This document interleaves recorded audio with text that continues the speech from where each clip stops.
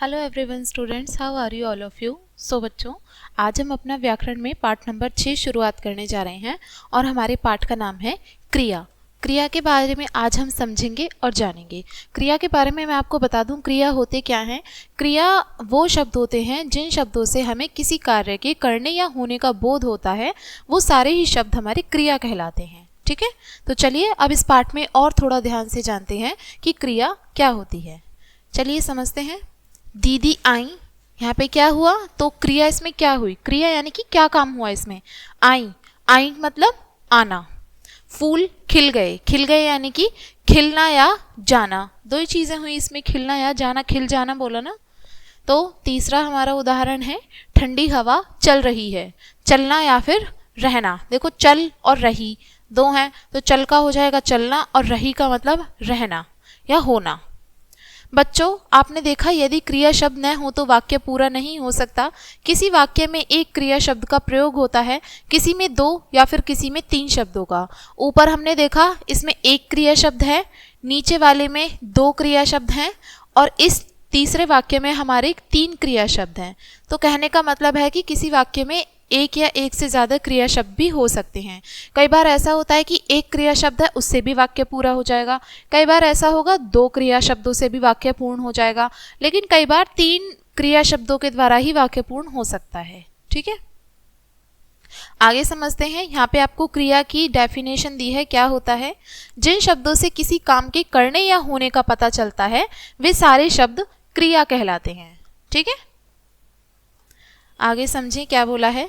आपके पिताजी क्या काम करते हैं, लिखिए। जो भी आपके काम करते हैं, बिजनेसमैन है तो लिखेंगे व्यापार करते हैं, सर्विसमैन है तो लिखेंगे जॉब करते हैं, इस तरीके से लिखना है। आपकी माँ क्या काम करती हैं, लिखिए। आपकी मदर क्या काम करेंगी, किसी की गृहिणी होंगी, हाउसवाइफ होंगी तो वो लिखेंगे, और किसी के अगर बाहर जाती होंगी, डॉक्टर होंगी, टीचर होंगी तो आप वो लिखोगे। ठीक है, आपसे पूछा है 3rd क्वेश्चन में, आपके घर का सेवक सेविका क्या क्या काम करते हैं, लिखिए। भाई सेवक या सेविका अगर आप में से किसी के घर में होगा तो वो क्या काम करते होंगे, आके वो सारे आपको लिखने हैं। जैसे कि झाड़ू लगाना, पोछा लगाना, बर्तन धोना, खाना बनाना, कपड़े धोना। ठीक है, इस तरीके के काम आप लिखेंगे जो भी आपके घर में आपके सेवक या सेविका करते होंगे। आगे की तरफ बढ़ें। अगले प्रश्न में आपसे बोला है, अब लिखिए इनमें से क्या क्या काम करते हैं। आंखों से क्या काम करते हैं, देखने का। नाक से सूंघने का काम करते हैं। कान से सुनने का काम करते हैं। मुंह से बोलने का काम करते हैं। हाथों से हम लिखने का काम करते हैं, चीज़ों को पकड़ने का काम करते हैं। ठीक है, इस तरीके के काम हम हाथों द्वारा करेंगे। पैरों से हम चलते हैं, भागते हैं, दौड़ते हैं, कूदते हैं। ठीक है, और डांस भी करते हैं। ये सभी काम हम अपने पैरों के द्वारा करते हैं।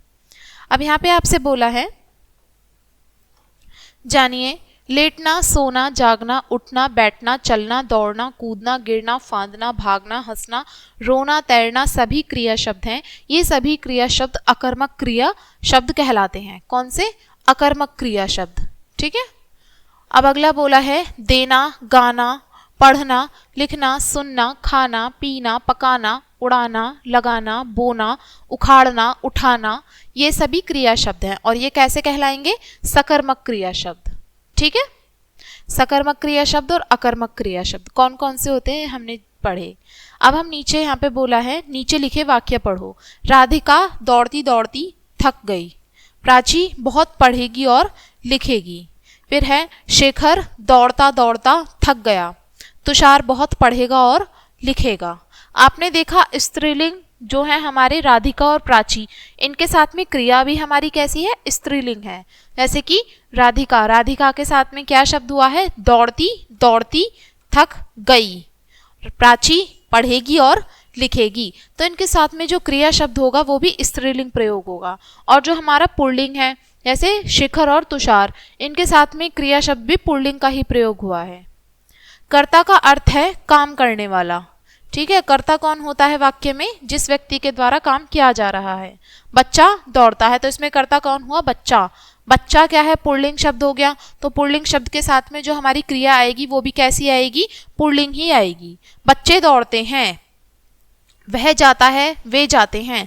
आपने देखा एक वचन बच्चा के साथ में क्रिया भी एक वचन है। देखो जो एक वचन क्रिया शब्द होंगे उनके साथ में क्रिया भी एक वचन आएगी, और अगर जो बहुवचन होंगे शब्द उनके साथ में क्रिया भी हमारी बहुवचन वाली ही आएगी। जैसे बच्चा दौड़ता है, वह जाता है, बच्चे अब यहाँ पे क्या हो गया, बहुवचन हो गया। बच्चे, बच्चे के साथ में क्रिया क्या शब्द आया, दौड़ते हैं। ठीक है, तो दौड़ते क्या हो गया, ये भी बहुवचन वाली क्रिया हुई। इस प्रकार कर्ता काम करने वाले के अनुसार क्रिया भी वैसी ही बन जाती है, यानी कि जैसा आपका कर्ता होगा उसी के अनुसार क्रिया भी वैसी ही होगी। चाहे वो पुल्लिंग हो तो पुल्लिंग के साथ में क्रिया भी हमारी पुल्लिंग आएगी। अगर कोई हमारा क्या है, कर्ता हमारा स्त्रीलिंग है तो उसके साथ में क्रिया भी स्त्रीलिंग आएगी। अब वचन के उसकी बात करें, जैसा एक वचन होगा उसके साथ में क्रिया भी एक वचन की आएगी, और अगर कोई बहुवचन है तो उसके साथ में क्रिया भी हमारी बहुवचन की ही आएगी। चलिए आगे समझते हैं क्या है। अगला टॉपिक है आपका काल। काल क्या होता है, किसी भी क्रिया के होने या घटने के समय को काल कहते हैं। यानी कि जो भी हमारी क्रिया किसी भी समय में किस काल में घट रही है, यानी कि हमारा काम किस काल में हो रहा है, वो क्या कहलाएगा, काल। यानी कि क्रिया हमारी किस के अंदर हो रही है, ठीक है, तो वो काल है। काल के हमारे मुख्यतः 3 भेद होते हैं। काल को 3 भागों में विभाजित किया गया है। पहला है वर्तमान काल, फिर है भविष्यत काल, फिर है भूतकाल। पहले हम भूतकाल से शुरुआत करते हैं। भूतकाल क्या होता है, भूतकाल वो समय होता है यानी कि जिसमें हमारा काम, जो हमारी क्रिया थी वो हो चुकी थी। बीते हुए समय को हम भूतकाल कहते हैं, यानी कि जो समय हमारा बीत चुका है वो क्या कहलाएगा, भूतकाल, बीता हुआ समय। तो इसमें जो क्रिया आएगी वो कैसी आएगी, बीते हुए समय की क्रियाएं आएंगी सारी। जैसे कि वह पढ़ रहा था, इसमें कौन कौन सा आता है, था, थे, थी, ये सभी आते हैं, यानी कि जो समय बीत चुका है उसकी बात होगी। फिर है वह पढ़ रहा है, तो अब आती है वर्तमान काल की बात। वर्तमान काल में हम किसके बारे में पढ़ेंगे, यानी कि जो काम अभी फिलहाल में चल रहा है। अभी की अगर जो बात होगी वो किस में होगी, वर्तमान काल में होगी। यहाँ पे बोला है जो समय चल रहा है, वह पढ़ रहा है, तो इस समय वो फिलहाल में पढ़ रहा है, तो ये वर्तमान काल की क्रिया हुई। फिर है भविष्यत काल। भविष्यत काल कौन सा होता है, आने वाले समय में जो क्रियाएं होने वाली हैं, आने वाला समय जो है उसमें जो भी काम किया जाएगा वो भविष्यत काल के अंदर आएगा। अब इसका एग्जाम्पल है वह पढ़ेगा, इसमें आएगा गा, गे, गी, यानी कि गा वाले जो भी शब्द आएंगे वो सारे भविष्य काल के अंदर आएंगे। ठीक है, आने वाला समय। अब यहाँ पे आया है भूतकाल। भूतकाल जो समय बीत चुका हो उसे भूतकाल कहते हैं। जैसे चाय गरम थी, पहले थी चाय गरम। रेलगाड़ी जा चुकी है। गीता बाजार गई। ठीक है, तो ये हमारे भूतकाल के कुछ उदाहरण हुए।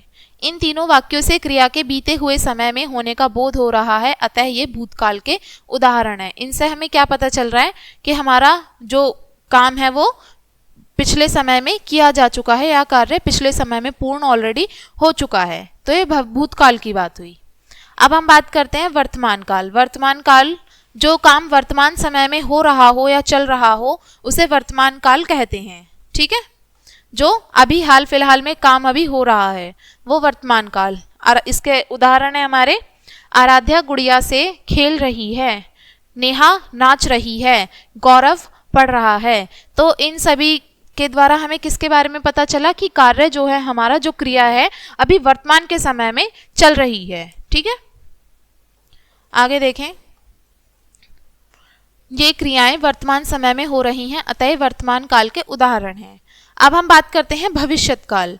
भविष्यत काल यानी कि जिस वाक्य से क्रिया के हमें ये पता चल जाए कि ये क्रिया हमारी आने वाले समय में पूर्ण होगी, तो ये क्या कहलाएगी, भविष्यत काल कहलाएगी। यानी कि ये क्रिया हमारी आने वाले टाइम में होने वाली है, जो समय आने वाला है उसमें हमारा कार्य पूर्ण होने वाला है, तो ये भविष्यत काल के अंदर आएगा। इसके उदाहरण हुए, मैं कल विद्यालय जाऊंगी, शायद कल वर्षा होगी, हम आगरा जाएंगे। मैंने आपको बताया था ना, इसमें गे, गी, गे ये वाले शब्द आते हैं अंत में, तो ये हमारे भविष्यत काल के उदाहरण हुए।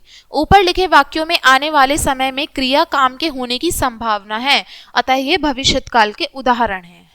ठीक है, चलिए अब इसमें हमने क्या सीखा, काम के करने या होने का बोध कराने वाले शब्द क्रिया कहलाते हैं। यानी कि जिन शब्दों से हमें ये पता चले कि ये हमारे क्रिया हैं, ठीक है, यानी कि काम हमारा हो रहा है, वो सारे शब्द हमारे क्रिया हैं। क्रिया काम के होने या घटने के समय को काल कहते हैं, यानी कि हमारा कार्य किस काल के अंदर हो रहा है। ठीक है, जिस शब्द से हमें ये पता चल जाए उन शब्दों को हम काल कहेंगे। फिर है काल के 3 भेद होते हैं, पहला भूतकाल, दूसरा वर्तमान काल और तीसरा भविष्यत काल। चलिए,